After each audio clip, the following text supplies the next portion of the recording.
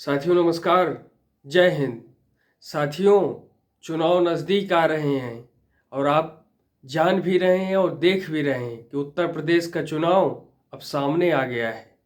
आज जानने और समझने का प्रयास करेंगे कि हमारे लोकसभा और विधानसभा चुनाव में चुनाव का वित्त पोषण किस प्रकार होता है, यानी हमारे चुनाव में किस प्रकार और कितना धन व्यय किया जाता है। आज इसी पर जानने का प्रयास करेंगे। साथियों, भारत विश्व में सबसे बड़ा लोकतंत्र है और चुनाव एक लोकतांत्रिक व्यवस्था में राजनीति का सबसे महत्वपूर्ण और अभिन्न अंग है। लोकतंत्र जो जनता से, जनता के लिए, जनता के विश्वास पर कार्य करता है, उस लोकतंत्र पे केवल एक विश्वास कार्य कर सकता है कि चुनाव स्वतंत्र, निष्पक्ष तथा धांधली रहित हो, तभी ईमानदारी की जीत होगी। भारत में यह एक सामान्य धारणा सा बन गया है कि राजनीतिक दलों का वित्त पोषण अर्थात फंडिंग बेहिसाब तथा अवैध धन हस्तांतरण का प्रमुख केंद्र है तथा यह भ्रष्टाचार का भी प्राथमिक कारण है। भारतीय चुनाव में विशाल धनराशि सम्मिलित होती है तथा राजनीतिक दलों द्वारा इस धन का बहुत कम प्रतिशत ही अपने समर्थकों द्वारा दिए गए फुटकर चंदे के रूप में आता है। अधिकांश धन बड़े व्यापारिक घरानों द्वारा जुटाया जाता है, परंतु इस प्रकार के चंदे का जो चंदा दिया जाता है इसका कोई रिकॉर्ड नहीं होता। व्यापारिक घराने आखिर इतना पैसा देते क्यों हैं? आप लोग जानते होंगे कि व्यापारी लोग मुफ्त में किसी को फूटी कौड़ी भी नहीं देते, तो आखिर व्यापारी लोग इतना पैसा दे कैसे दिए? तो इस पर जो है एक प्रश्न चिन्ह लगा रहता है, क्योंकि व्यापारी लोग इसलिए पैसा देते हैं, आज आपको जानना चाहिए, इसलिए पैसा देते हैं कि जो सरकार आए उस सरकार का रुख, उनकी योजनाएं, उनकी नीतियां हमें लाभान्वित करें। इस प्रकार से, इस सोच से वो कार्य करते हैं। अब आप अनुमान भी लगा सकते हैं और आकलन भी कर सकते हैं कि हर इंडस्ट्री, हर सेक्टर किस किस रूप में अपने फायदे के लिए ये काम करते हैं और हर इंडस्ट्री की राजनीतिक जरूरत होती है और इसलिए व्यापारिक घरानों द्वारा चंदा दिया जाता है। मीडिया अध्ययन केंद्र जो नई दिल्ली में है, इसके एक रिकॉर्ड है, उसके अनुमान के अनुसार 2014 में लोकसभा चुनाव में राजनीतिक दलों और उम्मीदवारों द्वारा लगभग 35,000 करोड़ रुपए का चुनावी खर्च आया था। 35,000 करोड़ रुपए का चुनावी खर्च 2014 के लोकसभा चुनाव में आया था। जितने भी राजनीतिक दल शामिल थे और उसमें जितने भी उम्मीदवार थे, उन सब का डाटा मिला करके इतना आंकड़ा निकल के आया है। वर्ष 2010 के विदेशी अंशदान नियामक संशोधन अधिनियम, जिसे कहते हैं FCRA, ने राजनीतिक दलों को विदेशों से दिए जाने वाले चंदों की अनुमति दे दी। अब आप जरा विचार कीजिए कि विदेशों से जो फंडिंग होती है, विदेशों से जो धन आता है, उसकी अनुमति दे दी गई है। अगर ये चीज़ें अगर बड़े और व्यापक पैमाने पर होने लगें, बड़े और व्यापक पैमाने पर विदेश से जो है फंडिंग हमारे देश में राजनीतिक दलों को होने लगे, तो कहीं ना कहीं इस बात का खतरा बना रहता है कि हम विदेश में बैठे लोग राजनीतिक व्यवस्था को डिस्टर्ब न कर दें या ऐसे रुख को वो आजमाने लगें कि वो चाहें कि हमारी तरफ ये झुक जाएं या हमारी पॉलिसी जिस प्रकार रहे वो उनको लाभान्वित करे, उस देश को लाभान्वित करे।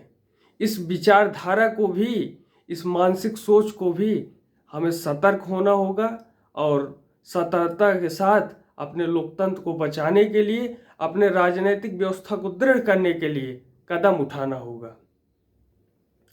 राजनीतिक लोक सेवा का क्षेत्र न होकर के कुछ लोगों के लिए मात्र लाभ कमाने का अवसर होता है।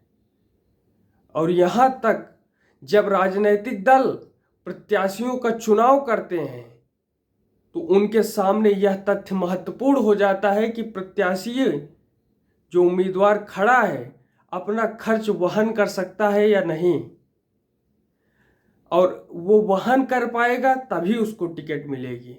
आप देखिए और लिस्ट उठा के देखिए, अभी जो विधानसभा चुनाव आ रहे हैं, आप आकलन कीजिए कि टिकट उन्हीं लोगों को मिलता है जो आर्थिक रूप से मजबूत होते हैं। और इसलिए ऐसे में जो आर्थिक रूप से कमजोर प्रत्याशी की पृष्ठभूमि है, उसके सिद्धांत हैं, उनकी भूमिका गौड़ हो जाती है। और इसलिए चुनावी प्रबंधन की इस व्यवस्था को सुधारने की जरूरत है।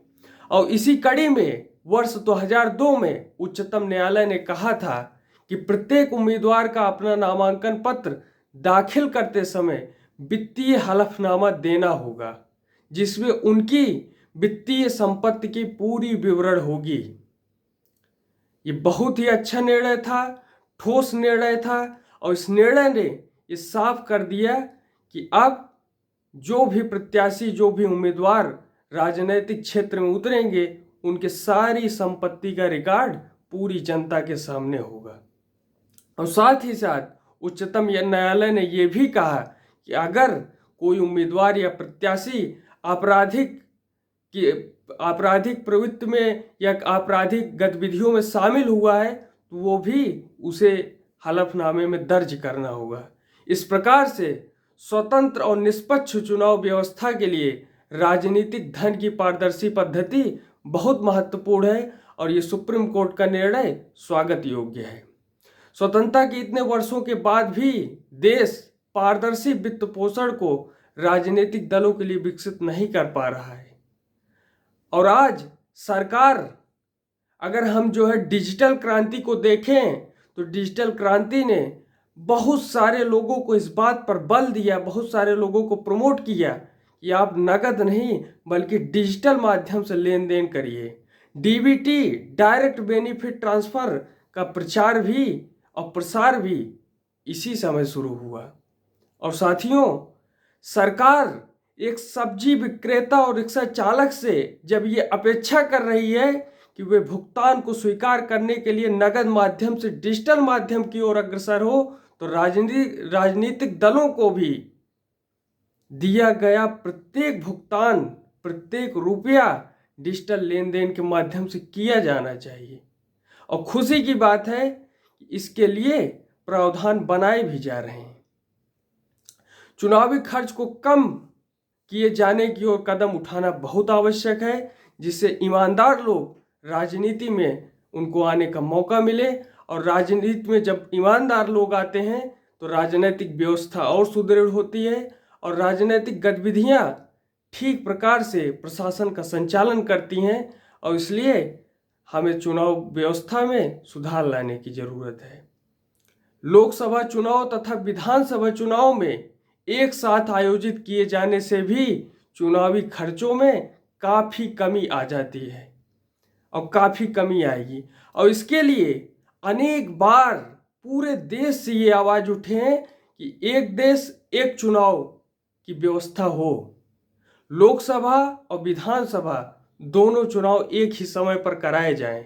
आप देखते होंगे लोकसभा का चुनाव जब आता है, अनेक वार्ड, अनेक पोलिंग बूथ के अनेक अधिकारी और अनेक प्रकार की व्यवस्थाएं करनी पड़ती हैं। सिक्योरिटी की व्यवस्था करनी पड़ती है, भोजन पानी, और खास करके हमारे जो सरकारी स्कूल हैं उनको भी लगातार सक्रिय होना पड़ता है और छुट्टियां करनी पड़ती हैं, जिससे शिक्षा व्यवस्था पर भी प्रभाव पड़ता है। कई दिनों तक व्यवस्थाएं चलती हैं, स्कूल बंद रहने के कारण बच्चे नहीं पढ़ पाते। और इसलिए सारी चीज़ों को ध्यान देते हुए, नागरिकों की सुविधा का ध्यान देते हुए हमें इस व्यवस्था पर, एक देश एक चुनाव की व्यवस्था पर जोर देना पड़ेगा। साथियों, राजनीतिक दलों के वित्त पोषण को अगर सूचना के अधिकार, राइट टू इंफॉर्मेशन के अंतर्गत लाया जाए तो इस प्रक्रिया में और भी पारदर्शिता आ जाएगी। और यह चुनाव के सुधारों की दिशा में एक महत्वपूर्ण कदम साबित हो सकता है, क्योंकि कोई भी व्यक्ति आसानी से राइट टू इंफॉर्मेशन मांगकर सारी जानकारी सरलता से हासिल कर सकता है। और ये लोकतंत्र के लिए, देश के चुनावी पद्धति के लिए एक अच्छा रिकॉर्ड साबित होगा। साथियों, अगर यदि ऐसी पारदर्शी व्यवस्था स्थापित करने में हमारे देश के लोग सफल होते हैं तो यह हमारे लोकतंत्र के लिए बड़ा ही परिवर्तन का कारण बनेगा और साफ नियत और सही विकास के पथ पर हम सभी अग्रसर हो पाएंगे। इसी के साथ आप सभी का धन्यवाद। जय हिंद, जय भारत।